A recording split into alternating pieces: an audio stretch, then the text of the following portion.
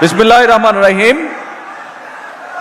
বাংলাদেশের জাতীয় কবি কাজী নজরুল ইসলামের ১২৭তম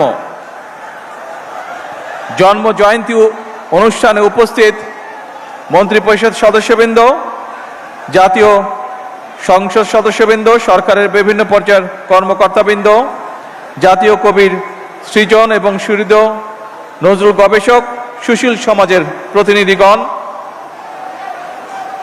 অনুষ্ঠানের সম্মানিত সভাপতি এবং সম্মানিত সুধীবৃন্দ, আসসালামু আলাইকুম। আগামী দুদিন পরে আগামী 25শে মে বাংলাদেশের মহান জনগণের পরম প্রিয়জন আমাদের জাতীয় কবি কাজী নজরুল ইসলামের ১২৭তম জন্মবার্ষিকী। তার চির অম্লান স্মৃতির প্রতি জানাই গভীর শ্রদ্ধা এবং ভালোবাসা। কৃতজ্ঞতার সঙ্গে তাকে স্মরণ করছি, আমি তার মাগফিরাত কামনা করছি। সম্মানিত সকল প্রিয় ভাই বোনেরা, ২০০৬ সালের পর থেকে জাতীয় কবির অমর স্মৃতি বিজড়িত ত্রিশালে জাতীয় পর্যায়ে নজরুল জয়ন্তী উদযাপন হয়নি। প্রায় ২ দশক পর আজ পুনরায় রাষ্ট্রীয়ভাবে জাতীয় কবির জন্ম জয়ন্তী আয়োজন করতে পেরে সরকার গৌরব বোধ করছে। এই অনুষ্ঠানে অনেকেই হয়তো, যারা মুরব্বী আছেন, অনেকে হয়তো একটি নামের সাথে পরিচিত। আমি এইরকম একজন মানুষকে গভীর কৃতজ্ঞতায় স্মরণ করতে চাই। তিনি ছিলেন মরহুম দারোগা রফিজুল্লাহ। এই মানুষটি ২০১৪ সালে কবি নজরুল ইসলামকে ত্রিশালের কাজীর শিমলা গ্রামে নিজ বাড়িতে এনে আশ্রয় দিয়েছিলেন।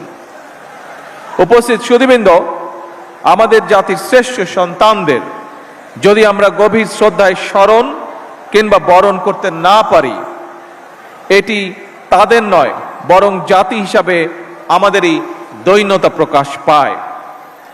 এ প্রজন্মের অনেকেই হয়তো জানেন না, অনেকেই হয়তো জানেন না ১৯৭৬ সালের ঢাকার সরোয়ার্দী উদ্যানে জাতীয় কবির নামাজে জানাজার পর কবির লাশবাহী খাটিয়া যারা কাঁধে করে বহন করেছিলেন, তাদের মধ্যে অন্যতম ছিলেন শহীদ রাষ্ট্রপতি জিয়াউর রহমান। ১৯৭৯ সালের ২৫শে মে জাতীয় কবির জন্ম জয়ন্তী উপলক্ষে ঢাকার ফার্মগেট থেকে ঢাকা বিশ্ববিদ্যালয় কবির মাজার পর্যন্ত অনুষ্ঠিত একটি র্যালিতেও অংশ নিয়েছিলেন শহীদ রাষ্ট্রপতি জিয়াউর রহমান।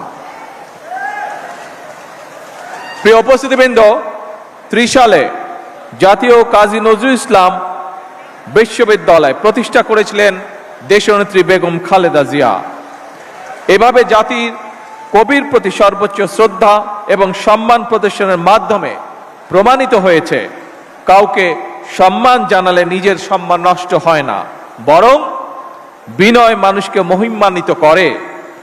আমি মনে করি এইসব কালজয়ী আদর্শ থেকে দূরে চলে যাওয়ার কারণেই বর্তমানে আমাদের সমাজে মূল্যবোধের অবক্ষয় দৃশ্যমান।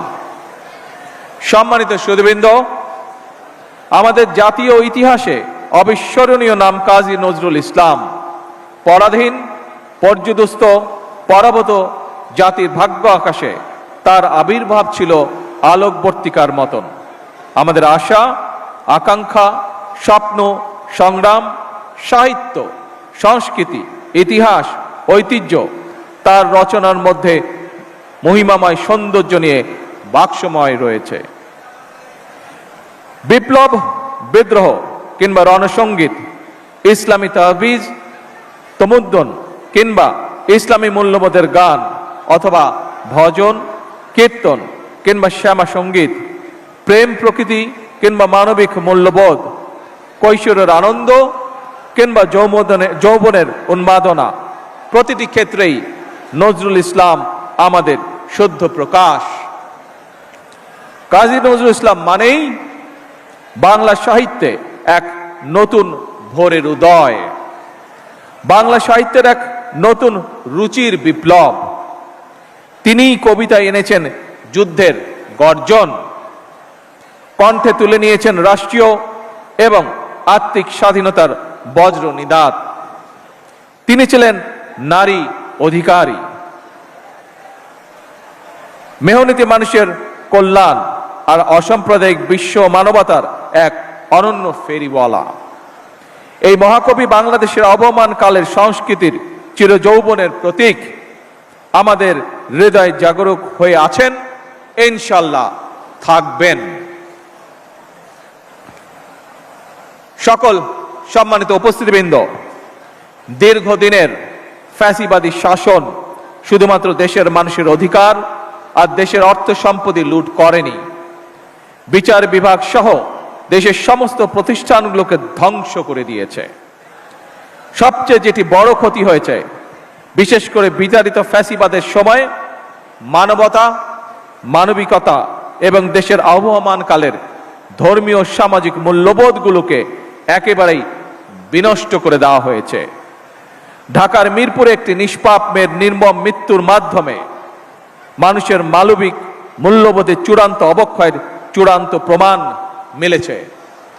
প্রিয় উপস্থিতিবৃন্দ, প্রিয় ভাই বোনেরা, এ বিষয়ে একটি কথা আজকের এই অনুষ্ঠানে আমি পরিষ্কারভাবে আপনাদের সামনে তুলে ধরতে চাই। এই ধরনের শিশু নির্যাতন বা নারী নির্যাতন বর্তমান সরকার কোনোভাবেই মেনে নিবে না এবং বর্তমান সরকার রামিসার এই হত্যাকারীর সর্বোচ্চ শাস্তি ইনশাল্লাহ আগামী 1 মাসের মধ্যে নিশ্চিত করবে এবং সেই সর্বোচ্চ শাস্তি হচ্ছে মৃত্যুদণ্ড, যাতে করে ভবিষ্যতে আর কোনো ব্যক্তি মানুষ এইভাবে শিশু বা নারী নির্যাতন করার সাহস না পায়। উপস্থিত সম্মানিত সকল উপস্থিতিবৃন্দ, একটি নিরাপদ মানবিক রাষ্ট্র এবং সমাজ প্রতিষ্ঠা করতে হলে আমাদেরকে আইনের শাসন প্রতিষ্ঠা করতেই হবে। রাজনৈতিক সংস্কৃতির পরিবর্তন ঘটাতে হবে। একই সঙ্গে আমাদের জাতীয় জীবনে পুনরায় বাংলাদেশের আবহমানকালের ধর্মীয়, সামাজিক, সাংস্কৃতিক মূল্যবোধের পুনর্জীবন ঘটাতে হবে। এক্ষেত্রেও কবি কাজী নজরুল ইসলামের জীবন এবং কর্ম আমাদের জন্য প্রাসঙ্গিক। সম্মানিত সুধীবৃন্দ, কবি নজরুলের জীবন এবং কর্ম বিশ্ব সাহিত্য দরবারে আরো বেশি ছড়িয়ে দেওয়া প্রয়োজন। তার জীবনবোধ, তার জীবন দর্শন প্রজন্মের পর প্রজন্ম পৌঁছে দিতে হবে। এরই অংশ হিসাবে আমাদের জাতীয় কবির স্মৃতি বিজড়িত ত্রিশালকে নজরুল সিটি হিসাবে ঘোষণা করা যায় কিনা এর ব্যাপারে সম্ভাব্যতা যাচাইয়ের